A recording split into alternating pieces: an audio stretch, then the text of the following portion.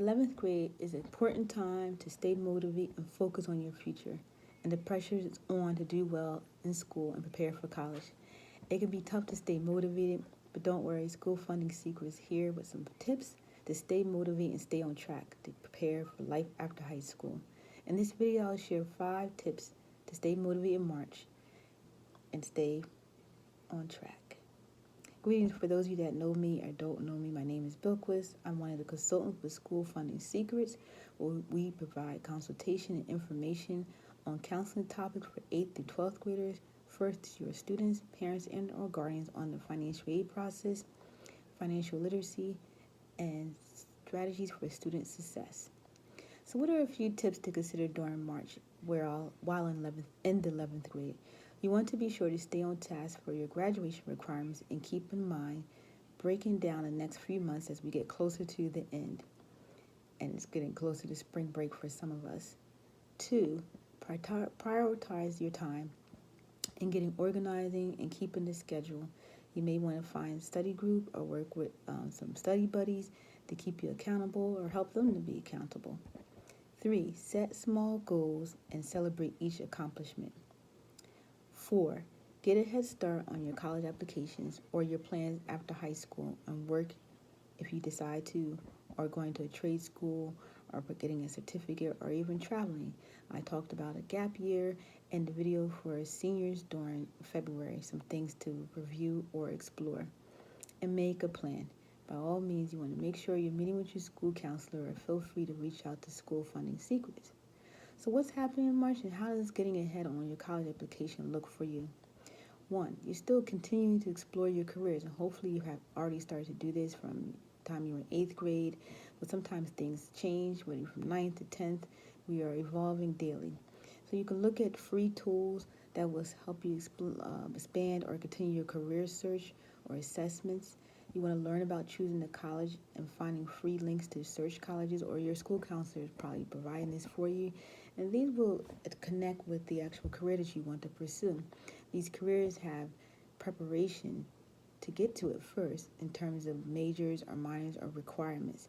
So this will help you to explore the colleges and know if they will have your major or minor that will help you to lead you towards that career that you potentially may pursue. Begin to go to college fairs if you have not done so already, and or college preparation presentations that may have been conducted by your school counselor, or bringing in college officials or staff members into your school. Or you can explore and do Google searches. Sometimes your local library or other college preparatory programs will provide this actual resource and or presentation. Make college visits if time or resources allow. And meet with your school counselors. You continue to do this to go over your requirements. You're also reviewing certain careers, and they may start talking to you about exploring recommendations. What is a recommendation? Some of the schools or institutions that you may want to pursue, even for jobs, you may need a reference.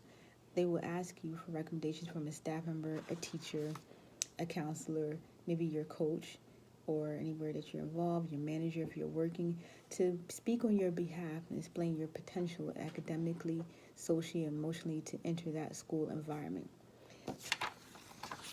And there again, a few more steps. They also want to make sure you're meeting with them to plan the appropriate steps to meeting your goals, to have an accountability individual to keep you accountable. You're devising or creating a testing plan. For some of you, you may have taken your PSATs, so you have an idea of what standardized tests may appear that will help you to get a picture of what scores you may need or your potential and how you will perform on a standardized test that some schools and institutions still require. So if you're already doing that exploration for your careers and or the colleges, one of the things you want to look at is if these schools are still requiring what we call the SATs or ACTs. A lot of institutions, schools, or colleges are removing this requirement. So if you want to just still pursue and take the standardized test, that's fine. However, it may not be a requirement any longer for that particular institution or school. So you want to start exploring those things. You are preparing or reviewing your test taking skills, and you're going to check again to make sure if these tests are still required. So 3, what do you need to know now? By this time, you've made your list of colleges based on your interests in terms of safety, maybe location, Meal plans, yes. When I was working with students from in middle school or high school, and they're preparing them to take them on campus tours, one of the big pluses was the meals that they offer, the cafeteria. You have to eat. It's important to know if you're even going to like the food there. And it's not the end all be all, but that does add up extra plus to the school or campus that you may want to spend the next 4 years or 2 years there. The location, do they have support or assistance there, such as tutoring, counseling? Maybe for some they have hospitals or clinics involved. What's going to work for you? Computer room, Wi-Fi. These are different things. And again, this will expand for you based on your interests. These are just to name a few. And the cost. The cost is important. You want to put in the time and make the wise decision about the cost by finding or looking for financial aid estimators. These are estimator tools that will allow you to understand what you may be eligible for or what you may have to contribute. And it's just the estimates, but you still give you an idea to figure out what the financial contribution would be from you and or your parent or guardian or wherever it's coming from. I call this the kitchen table talk. The kitchen table talk is basically that you're discussing the cost of these institutions or what other plans you may have after high school, and to prepare now, not wait till the last minute. And also, you want to start discussing with your school's counselor special circumstances or unique circumstances. Everything is not cookie cutter, and a lot of students, as you are pursuing your education or what you want to do after high school, you may have a different picture that's going on in your household. So begin exploring and asking your school counselor how this may affect your financial aid before your senior year.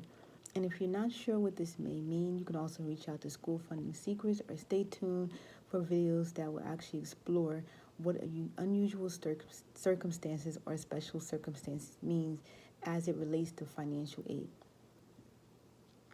And here's a few bonuses for you.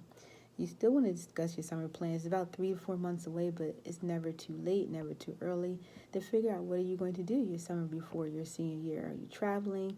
Are you going to work? Are you volunteering? Are you still getting involved with different extracurricular activities? Or you're just going to relax and read. This is something you also can discuss now with your school counselor. Athletes. Those of you that are participating in sports, you want to start reaching out to the coaches at the different colleges or universities that you're going to pursue. One, if they're not on your radar already or you're not on their radar, you can connect with them and let them know you have an interest of their institution. They may want to come out to your sporting events. And so this is a good idea to start this now if they have not contacted you already, depending on your performance for your particular sport. And lastly, but not least, we're almost there. Thank you for hanging out with me. Some tips for success to help you to stay motivated and stay on track is to stay healthy. Whether it's emotional, mentally, physically, and spiritually, be sure to eat healthy, have healthy relationships, what that looks like to you. If you think that you are not having a healthy relationship or not in a healthy environment, reach out to your school counselor and discuss these things with them, because it's important holistically that you're okay, not just academically, but also socially and emotionally. And please reach out for other resources, whether it's through your school counselor and or School Funding Secrets. I'm not a licensed professional counselor, however, I am certified as a school counselor. Help is out there. Please like this video, leave comments, subscribe to the School Funding Secrets YouTube channel. I love to hear your feedback and other topics that you may wish to discuss. If you want consultation or you want to connect me with a parent or guardian, if they would like to have consultation for you to assist you on your journey, please click the following link that will be included on the description or in the description box. Thank you. See you next time, and the best with your educational journey. Much peace.